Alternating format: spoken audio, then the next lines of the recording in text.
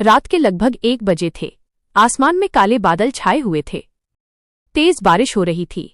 घने नजर रहा था। उस ट्रक को चला रहा था महेश, जो कई घंटों से लगातार सफर कर रहा था। उफ, बहुत थक गया हूँ। सुबह से गाड़ी चला रहा हूँ। कहीं कोई ढाबा मिल जाए तो चाय पी लूं। महेश ने अभी अपनी बात पूरी ही की थी कि अचानक ट्रक झटके खाने लगा। अरे, ये क्या हुआ? महेश ने ट्रक सड़क के किनारे रोका। उसने कई बार इंजन स्टार्ट करने की कोशिश की, लेकिन ट्रक चालू नहीं हुआ। हे भगवान, अब इस सुनसान जंगल में गाड़ी भी खराब होनी थी। उसने मोबाइल निकाला, लेकिन वहां नेटवर्क नहीं था। चारों तरफ सिर्फ अंधेरा और बारिश की आवाज थी। तभी दूर जंगल के बीच एक हल्की पीली रोशनी दिखाई दी। इस जंगल में रोशनी? शायद कोई ढाबा होगा। महेश अपना टॉर्च लेकर उस रोशनी की तरफ चल पड़ा। कुछ मिनट बाद वो एक पुराने ढाबे के सामने खड़ा था। ढाबे का नाम लिखा था मुसाफिर ढाबा। अंदर कुछ लोग बैठे खाना खा रहे थे। आ जाओ बेटा, बाहर बहुत खराब मौसम है। चाचा, मेरी गाड़ी खराब हो गई है। सोचा थोड़ी देर रुक जाऊं। कोई बात नहीं बेटा, पहले खाना खा लो। महेश अंदर जाकर बैठ गया, लेकिन उसे कुछ अजीब लगा। ढाबे में बैठे सभी लोग चुप थे। कोई किसी से बात नहीं कर रहा था।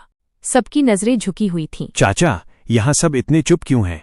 कुछ लोग थके हुए हैं, कुछ लोग अपने घर का रास्ता भूल गए हैं। महेश को जवाब थोड़ा अजीब लगा, लेकिन उसने ज्यादा ध्यान नहीं दिया। खाना खाने के बाद उसने एक खाली चारपाई पर लेटने का फैसला किया। बाहर बारिश और तेज हो चुकी थी। करीब 3 बजे अचानक उसकी आंख खुल गई। उसे किसी औरत के रोने की आवाज सुनाई दी। कौन है वहाँ? लेकिन कोई जवाब नहीं आया। आवाज ढाबे के पीछे से आ रही थी। महेश धीरे धीरे टॉर्च लेकर पीछे गया। वहां पहुंचकर उसके कदम रुक गए। एक पुरानी टूटी हुई बस खड़ी थी।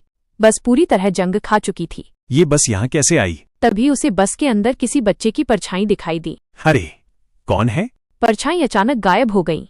उसी समय उसके पीछे किसी ने फुसफुसाकर कहा, तुम्हें यहाँ नहीं आना चाहिए था। महेश डरकर पलटा, लेकिन वहां कोई नहीं था। अचानक तेज हवा चलने लगी। बस का दरवाजा अपने आप खुल गया और अंदर से दर्जनों लोगों के रोने और चीखने की आवाजें आने लगी। हे भगवान! महेश पूरी ताकत से भागा और ढाबे की तरफ लौट आया, लेकिन वहां पहुंचकर उसका खून जम गया। ढाबा पूरी तरह गायब था। न ढाबा, न लोग, न चारपाई, कुछ भी नहीं। सिर्फ एक टूटा हुआ खंडहर खड़ा था। नहीं, ये नहीं हो सकता। डर के मारे महेश वहीं बेहोश हो गया। सुबह उसकी आंख खुली तो वह उसी खंडहर के पास पड़ा था। उसका ट्रक भी सड़क पर सही सलामत खड़ा था।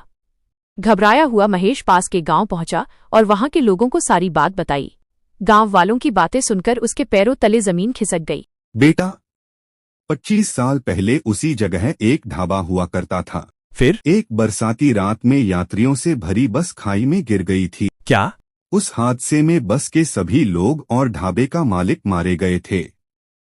लोग कहते हैं कि बरसात की रातों में वो ढाबा फिर दिखाई देता है और वहाँ वही लोग आज भी बैठे रहते हैं जो उस हादसे में मारे गए थे। महेश के चेहरे का रंग उड़ चुका था। उसे अब समझ आ गया था कि उस रात उसने जिन लोगों के साथ खाना खाया था वो इंसान नहीं थे। और आज भी जब जंगल में तेज बारिश होती है, कुछ ट्रक ड्राइवर दावा करते हैं कि उन्हें उस जंगल में एक पुराना ढाबा दिखाई देता है, मुसाफिर ढाबा।